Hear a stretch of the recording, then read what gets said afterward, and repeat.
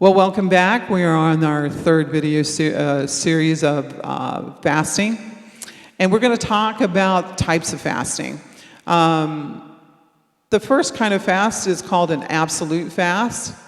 It's very extreme. No food or water. It should only be done for a short period of time. Consult a physician. Now, this, please, if anything, please drink. You're going to need to stay hydrated. And if you have a lot of medical issues, consult your physician. Now, let me just warn you, they are never going to advocate for a fast because they don't understand how it works and how the Holy Spirit is the one that enables us and helps us get through this fast. But we don't want you to be set back because of medical reasons. So be wise, and if you feel that you need to talk to your physician about it, please do. Usually they will pretty much honor it, but it just depends on your medical history. Now, there's a normal fast. No food, just water, broth, and juices. Now, this is what Pastor usually does during our fast, is that he'll take in juices and water and some broth. And that's usually the one that I follow because I can still get some fluid in me. But we're going to talk in just a little bit about medications and everything. And Pastor he would really prefer, if you can, to do the normal fast, okay? There's the partial fast, giving up particular foods and drink. And so you can do that. I mean, you can pick, I think this is between you and God, and you can pick a meal or two meals that you want to set aside and eat one meal. But I think we need to discipline ourselves and teach ourselves how to fast and how to do it correctly. You have to understand, in the days of Jesus, this was their lifestyle. This is what they did. This was part of their events. This fasting was important to them. And it was a time that they laid everything down and put themselves before the Father.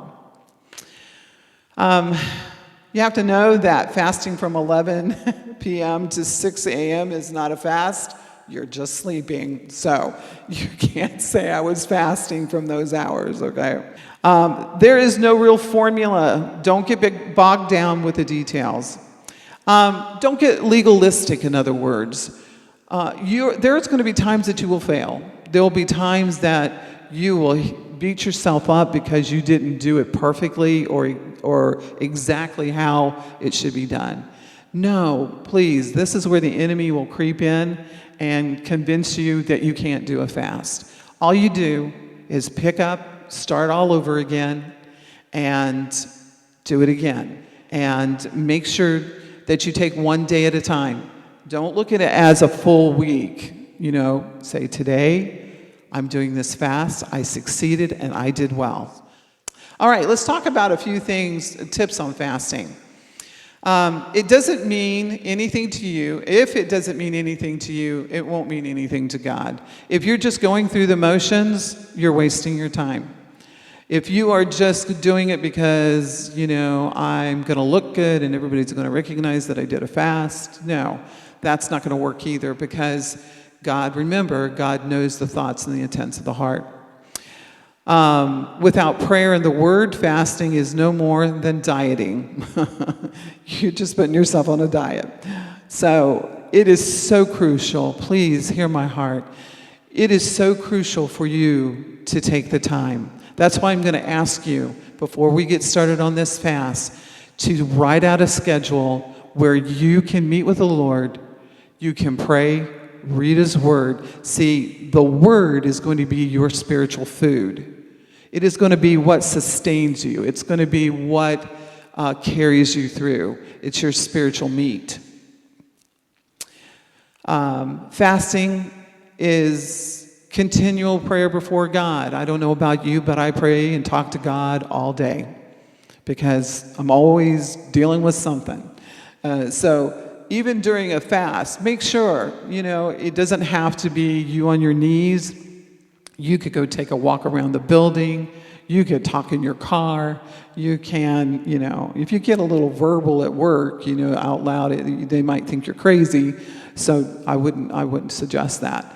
But just staying in contact with God throughout the day. It's not a time to sit in front of the TV. The commercials will kill you. It's amazing. You realize all of a sudden that there are so many commercials about food, and it's difficult. So no, the TV time that you usually have, it would be a great time for you to grab your word, grab a devotional, and spend some time with God. Don't gorge yourself days before the fast. Start tapering off your food intake. So I would say 3 days before your fast, you need to start tapering off. Make your meals smaller. I would stay away from fast food. I would just stay and just drink a lot of water and start making your meals smaller. Don't gorge yourself after the fast. Slowly start incorporating solid foods back into your diet. I know people that do this. It's like they wait in front of a clock until it's midnight and it's the next day and they just start eating everything they can eat. Believe me, good chance you'll end up in the bathroom purging it. So be very careful here. Take your food in slowly through the next couple of days and make sure that you're kind of starting off with mild. I wouldn't go with any Mexican or anything spicy. I would just go with soups and sandwiches, and then gradually work into a full meal.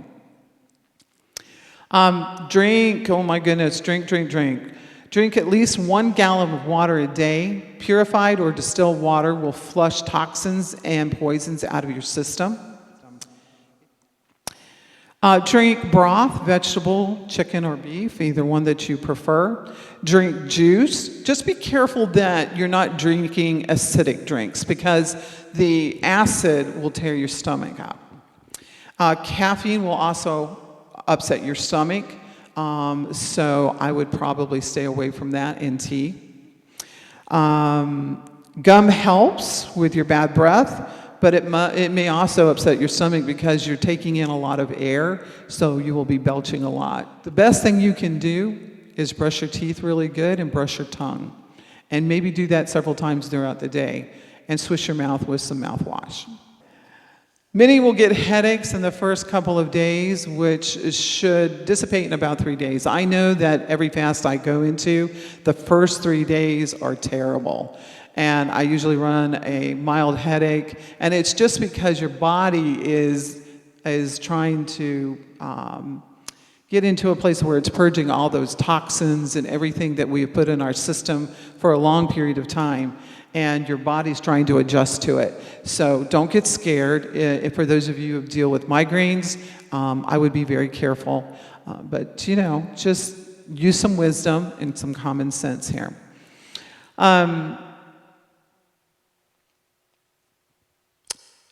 Let's see, you may experience a loss of energy, focus. Remember to drink, and remember to get some good sleep too.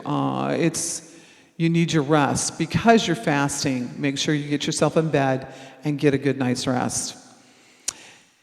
Now this is the part I really want to discuss a little bit in detail, and that is if you're on medication, please know that it's okay to put something on your stomach to help process the meds and buffer the stomach.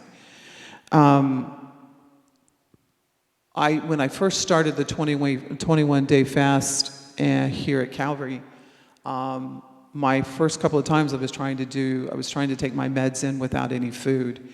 And I was so bad that I ended up in the hospital. So know that it's okay if you are taking medication, that it's okay to put a little something on your stomach to absorb the medication. And we know that food helps distribute the meds through your system. So please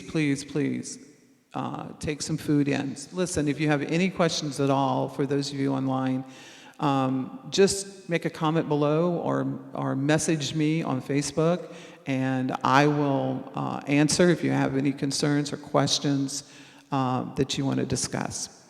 What fasting will do, it cleans out your body, it eliminates toxins, gives your body a time to heal itself, gives your digestive system a rest, it can lower your blood pressure, and it can lower your cholesterol.